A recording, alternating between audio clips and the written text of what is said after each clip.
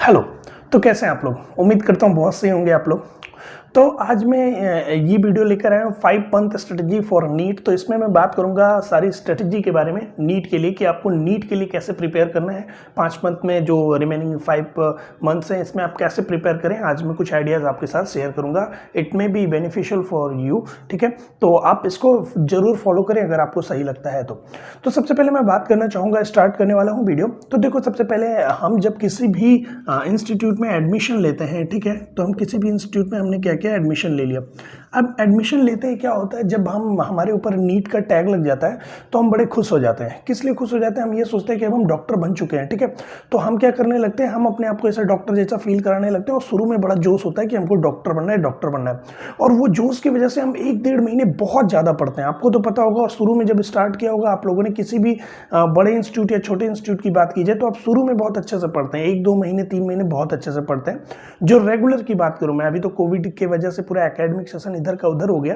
Regular में ऐसा होता है कि आप सोचते हैं कि ये बहुत अच्छा, अभी तो मैं एकदम डॉक्टर बन गया, 2-3 महीने खूब मेहनत करते हैं।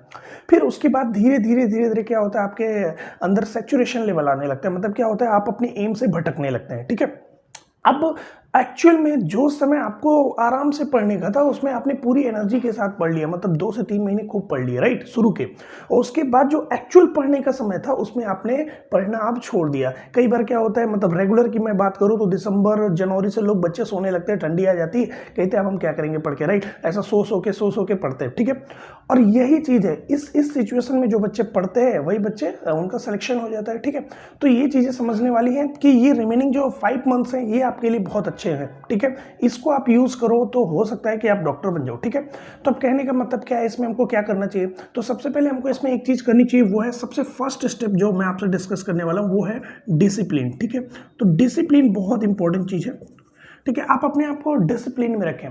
अब डिसिप्लिन का मतलब क्या होता है, जितने भी सफल पर्सन है, ठीक है, इवन मैं आपको बताना चाहूँगा, सफल बनने के लिए हमको डिसिप्लिन फॉलो करना पड़ता है। मैं अभी एक असफल व्यक्ति हूँ, मगर नो डाउट मेरे अंदर सफलता की ऐसी कामना है, इच्छा है, तो मैं जरूर अपने अंदर डिसिप्लिन को मेंटेन करना चाहता हूँ, ठीक है। आप खुद देखो कि बहुत सारे यूट्यूबर्स ऐसे होते हैं जो रेगुलर वीडियो नहीं डालेंगे तो असफल होते हैं, उसमें मैं भी एक आता हूँ। मैंने 10-15 दिन से कोई वीडियो नहीं डाली, हाँ, मगर डिसिप्लिन मुझे भी मेंटेन करना पड़ेगा, आपको भी मेंटेन करना पड़ेगा। हम दोनों एक दूसरे से सब कुछ सीख रहे हैं, ठीक है। तो डिसिप्लिन मेंटेन करना बहुत जरूरी है। अभी आपके स्टूडेंट लाइफ के लिए मैं आपको बताना चाहूंगा कि ये अगर आपको नीट क्रैक करना है तो आपको कैसा डिसिप्लिन। तो सबसे पहले मैं आपसे बात करूं, देखो, आपका सोने का समय एक होना चाहिए, ठीक है। एक नाइट में आपकी जो स्लीपिंग होती है, स्लीपिंग, ये जो टाइमिंग है ये बहुत जरूरी होनी चाहिए। ये आप अपने तरीके से डिसाइड करो, ठीक है। मतलब आपको क्या होना चाहिए, आपको 7 से 8 घंटे का एक 7 से 8 घंटे का एक ऐसा टाइम होना चाहिए जिसमें आप सो सके, और 7 से 8 घंटे बिल्कुल सो। बहुत सारे बच्चे क्या होते हैं, बड़े जोश में कहते हैं हम पूरी रात पढ़ डालेंगे, पूरी रात पढ़ डालेंगे, फिर उनका बायोलॉजिकल क्लॉक जो होता है वो डिस्टर्ब हो जाता है, ठीक है। तो ये नहीं करना है आपको, 7 से 8 घंटे आराम से सो, ठीक है। उसके बाद आपको वेकअप टाइम एक फिक्स करना है कि आप कितने बजे उठेंगे, ये आपको फिक्स करना है, ठीक है। अब सपोज मैं आपसे बोलता हूं कि अगर आप सो जाते हैं 11 बजे, बहुत अच्छा होता है, बहुत से लोग इसको फॉलो करते हैं 11 बजे की टाइमिंग को सोने के लिए, तो 11 PM पे आप सो गए, ठीक है। पीएम मतलब प्रधानमंत्री बिल्कुल नहीं, 11 PM पे आप सो गए, ठीक है। तो आप क्या करेंगे, आप सपोज करो कि 6 बजे 7 बजे अगर आप देखें तो 7 बजे आप उठ जाए, ठीक है। 7 नहीं, चलो 7 बजे उठ जाओ, अच्छे से उठ जाओ, कोई प्रॉब्लम नहीं है। तो 7 बजे आप उठ गए, तो ये आपका टाइमिंग, इसके बीच का जो हुआ वो करीब करीब 7 से 8 घंटे का हो गया। आप इसमें अच्छी नींद सो, ठीक है, कोई प्रॉब्लम नहीं होनी चाहिए, ठीक है। आप इसमें अच्छी नींद सो और ये रेगुलरिटी को मेंटेन करो। आप कैसे इसको मेंटेन कर सकते हो, आप क्या करो, आप मैं आपको बताऊं तो अप्रोक्स आप ये हैबिट, ऐसा लोग बोलते हैं कि इस दिन में कोई भी चीज़ फॉलो करो तो आपकी हैबिट में आ जाती है। मैं आपको बोलता हूँ 1 महीने तक इसको करो, ठीक है। उसके बाद 100% आपकी हैबिट में चीज़ें आ जाएंगी, ठीक है। तो सबसे पहले जरूरी चीज़ क्या है, डिसिप्लिन। ये डिसिप्लिन में सबसे जरूरी चीज़ क्या है, सोना। आप अगर सो रहे हैं तो आपका माइंड जो है वो पूरे दिन, मतलब 7 बजे के उठने के बाद पूरे दिन एक्टिव रहेगा, समझ में आ रहा है। आप जब सो ही नहीं रहे हैं तो क्या होगा, पूरे दिन इनएक्टिव, मतलब कैसा होता है, एक्टिव इनएक्टिव एक्टिव इनएक्टिव, वो एक इरेगुलर बोल सकते हैं फंक्शंस को मेंटेन करेगा। तो आपको रेगुलर फंक्शन को मेंटेन करना है तो सबसे जरूरी चीज है सोना। तो फर्स्ट थिंग क्या है? सोना। अब कई बच्चे क्या करते हैं, वो सोते ही रहते हैं, ये काम मत करो, ठीक है। इस समय में सो, जो आपको सोना है इस समय में सो, सबसे बेहतरीन चीज, ठीक है। और उसके बाद का जो समय है आप उसको अपने तरीके से डिवाइड करो। जैसे उसमें क्या हो सकता है, उसमें आपका लंच हो सकता है, उसमें आपका ब्रेकफास्ट हो सकता है, उसमें आपका बोल सकते हैं नहाने का समय हो सकता है। ये सारी चीजें आप अपने से मैनेज करो। क्यों? क्योंकि ये टाइम टेबल वीडियो नहीं है, पहली बात। और दूसरी बात ये कि इसमें आपको अपने से आपको क्यों मैनेज करना है, इसका रीजन ये है क्योंकि सबके लिए सर्कमस्टांसेस जो होती है वो अलग अलग होती है, तो वो अपने से आप मेंटेन करो। फिर तो ये डिसिप्लिन हो गया। सेकंड आता है प्रैक्टिस की तरफ। अगर हम बात करें प्रैक्टिस, ठीक है, तो प्रैक्टिस के बारे में हम थोड़ी सी बात कर लेते हैं। प्रैक्टिस के बारे में अगर मैं बात करूं तो देखो, प्रैक्टिस हमेशा जो है वो ऐसी होनी चाहिए, स्मार्ट प्रैक्टिस होनी चाहिए। स्मार्ट प्रैक्टिस का मतलब क्या होता है, मैं आपको एक एग्जांपल देता हूं कि एक मजदूर है, ठीक है, मैं किसी की बुराई तो नहीं कर रहा, मगर एक मजदूर है, वो भी 8 घंटे काम करता है, और एक सॉफ्टवेयर इंजीनियर है, वो भी 8 घंटे काम करता है, मगर दोनों की सैलरी में जमीन आसमान का फर्क होता है, और दोनों की मेहनत में जमीन आसमान का फर्क होता है। एक बंदा कंप्यूटर पर बैठ के काम कर रहा है, एक कोई लकड़ी तोड़ रहा है, तो कहीं कुछ भी मजदूरी कर रहा है, राइट। इसकी सैलरी बहुत कम, इसकी ज्यादा। क्यों? क्योंकि ये स्मार्ट वर्क कर रहा है। तो कहने का मतलब ये है कि जब आप प्रैक्टिस करो तो चीजों की प्रैक्टिस ऐसी करो कि वो कैसा हो, स्मार्ट हो। तो स्मार्ट प्रैक्टिस बहुत जरूरी है। स्मार्ट प्रैक्टिस बहुत जरूरी है। स्मार्ट प्रैक्टिस का मतलब क्या है, आप जानते होंगे। आपके लिए जो आपका नीट है उसके लिए 3 चीजें पढ़नी बहुत जरूरी है, PCB।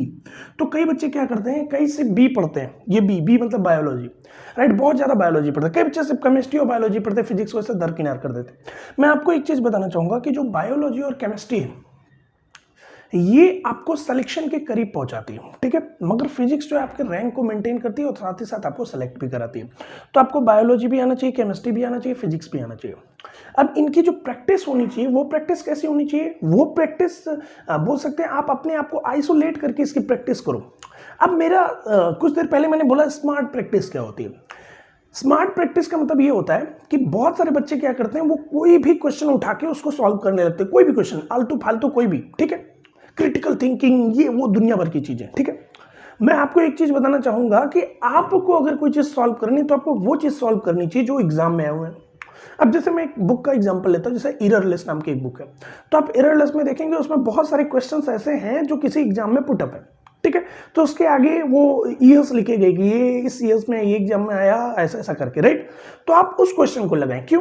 क्योंकि वो पर्टिकुलर एक कॉम्पिटिटिव एग्जाम में है जो मेडिकल से रिलेट करता है, ठीक है। तो सबसे जरूरी चीज ये है कि आप स्मार्ट पढ़ाई के लिए कैसे MCQs लगाएंगे, जो कहीं ना कहीं आए हुए हैं, ठीक है, किसी ना किसी ईयर में कहीं ना कहीं प्रीवियस एग्जाम में आए हुए, प्रीवियस एग्जाम के क्वेश्चन आपको लगाने हैं, सबसे जरूरी चीज, ठीक है। प्रीवियस एग्जाम के क्वेश्चन, ये क्वेश्चन लगाओ, क्योंकि ऐसे ही क्वेश्चन, इसी पे अप्लाइड क्वेश्चन आपके एग्जाम में आने वाले हैं, ठीक है।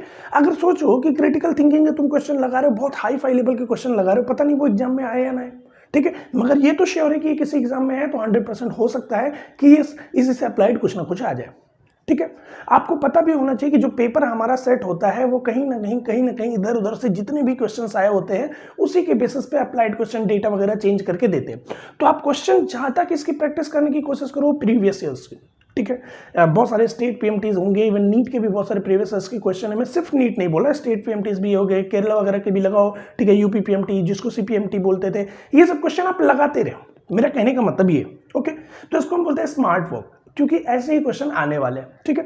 तो ये हो गया आपका प्रैक्टिस। इस प्रैक्टिस में आपको अपने हिसाब से पर्टिकुलर सब्जेक्ट को, कौन सा आपका वीक है, कौन सा स्ट्रांग है, उसके बेसिस पे आपको पर्टिकुलर समय को डिवाइड करना है। देखो, ये टाइम टेबल वीडियो नहीं कि मैं आपको बताऊंगा इतने समय में ये पढ़ लो, इतने समय में ये पढ़ लो, इतने समय में ये पढ़ लो, ऐसा कुछ भी मैं आपको यहाँ पे बताने वाला नहीं, ठीक है। तो ये हो गया क्या, ये होगी प्रैक्टिस के बारे में। आपको मैंने प्रैक्टिस के बारे में बता दिया, कैसा प्रैक्टिस हमको करना है। प्रैक्टिस हमको करना है स्मार्ट प्रैक्टिस, ओके। फिर आपको क्या करना है, आपका थर्ड चीज होना चाहिए टारगेट। कैसा टारगेट, क्या होना चाहिए इसमें, ये टारगेट की बात जो मैं कर रहा हूं ये क्या चीज है। टारगेट का मतलब ये होता है, आप देखो 5 महीने आपसे बचे होंगे, तो इसमें आप जो है 5 महीनों को अपने अकॉर्डिंग डिवाइड कर लो। उसमें क्या होना चाहिए, पहला चीज ये होना चाहिए कि आपका जो सिलेबस है, ठीक है, वो सिलेबस जो है वो कंप्लीट होना चाहिए, ठीक है। तो आपका जो पोर्शन है वो पोर्शन आपका क्या होना चाहिए, कंप्लीट होना चाहिए, पोर्शन कंप्लीट होना चाहिए। ओके, तो पोर्शन आपका पूरा कंप्लीट होना चाहिए, ये आप डिसाइड करो कब होना चाहिए। आप मेरे से पूछते हो कब होना चाहिए, तो इसका सही आंसर हो जाएगा आपका मार्च तक में ये पूरा पोर्शन जो है वो कंप्लीट हो जाना चाहिए, ऐसा मैं मान के चलता हूं। अगर आप मार्च तक कंप्लीट कर लेते हो तो देखो रिवीजन के लिए सबसे जरूरी चीज क्या है, वो है विजन। तो अगर आपका रिवीजन तभी अच्छा होगा जब आपका विजन अच्छा होगा। तो पहले पोर्शन को आप कंप्लीट कर ले मार्च तक, ठीक है, तो मार्च तक आप पोर्शन को कंप्लीट कर लो। ओके, मार्च तक आपने पोर्शन को कंप्लीट कर लिया। अब पोर्शन कंप्लीट करने के बाद आप अपने आप को स्टेबलाइज करो और सोचो कि कैसे आप इसको रिवाइज कर सकते हो, ठीक है। सपोज मार्च के बाद अप्रैल आता है, अप्रैल में आपने क्या किया, अप्रैल में मान के चलो कि इसमें 15 दिन आपने रिवीजन पे दे दिया, 15 दिन रिवीजन पे सपोज करो, ऐसा मैं आप एक प्लान बता रहा हूँ, ठीक है।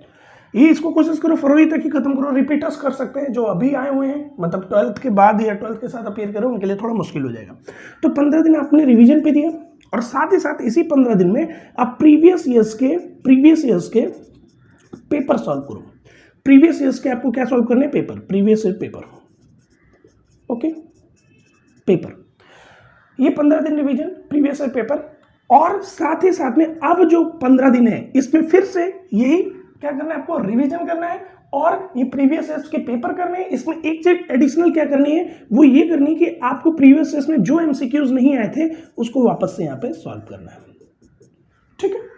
इतना आपको काम करना है। अच्छा, एक चीज और बताना चाहूंगा, एक चीज ये बताना चाहूंगा कि जब आप एमसीक्यूज सॉल्व करते हैं तो ये एमसीक्यू जो 5 महीने में आप एमसीक्यू सॉल्व करने वाले हैं, इसमें आपको एक चीज करनी है, वो क्या करनी है कि जब भी आप जैसे सपोज 1 2 3 4 5 ऐसा करके एमसीक्यूज है, तो आपको फर्स्ट लग गया, सेकंड लग गया, थर्ड लग गया, फर्स्ट अटेम्प्ट में ये लग गया, मगर आपको क्या नहीं लग पाया, ये फोर्थ वाला नहीं लग पाया, फर्स्ट अटेम्प्ट में नहीं लग पाया, आपने इसका सॉल्यूशन देखा या कहीं से भी कुछ भी देखा, ठीक है, तो उसके बेसिस पे ये फोर्थ वाला आपने कर दिया, ठीक है, मगर आप अपने से इसको नहीं कर पाए फर्स्ट अटेम्प्ट में, तो इसको आपको क्या करना है, इसको आपको ऐसा गोले में सर्कल में बंद करना है। और इसके लिए आपको एक प्रॉब्लम बुक अलग से बनानी है, डाउट बुक अलग से बनानी है, उसमें इस क्वेश्चन को मेंशन करना है, ठीक है। साथ ही साथ में अगर आप इतना तामझाम नहीं करना चाहते तो बस इसको ऐसा सर्कल में बंद कर लो। क्यों? क्योंकि देखो ये जो तुमने फर्स्ट अटेम्प्ट में क्वेश्चन किए हैं ये वैसे भी तुमको फर्स्ट अटेम्प्ट में हो जाएंगे, ठीक है, मगर समझने की बात ये है कि जो ये फोर्थ है ना, ये जब तुम 5 महीने बाद करोगे तो वापस से तुमको नहीं आएगा, ठीक है। तो ये क्या है, ये एक स्ट्रेटेजी है कि आपको जब भी आप रिवाइज करेंगे क्वेश्चन को, आप इसको नहीं लगाएंगे, इसको नहीं लगाएंगे, इसको नहीं लगाएंगे, क्यों? क्योंकि आपसे आ जाएगा, ये नहीं आएगा, तो आप इसको सॉल्व करेंगे, ठीक है।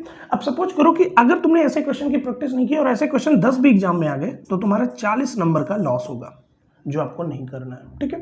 तो आपको करना क्या है, ऐसे क्वेश्चन को सर्कल करो और इस क्वेश्चन को एग्जाम के पहले लगा के जाओ, ठीक है। कहने का मतलब ये है।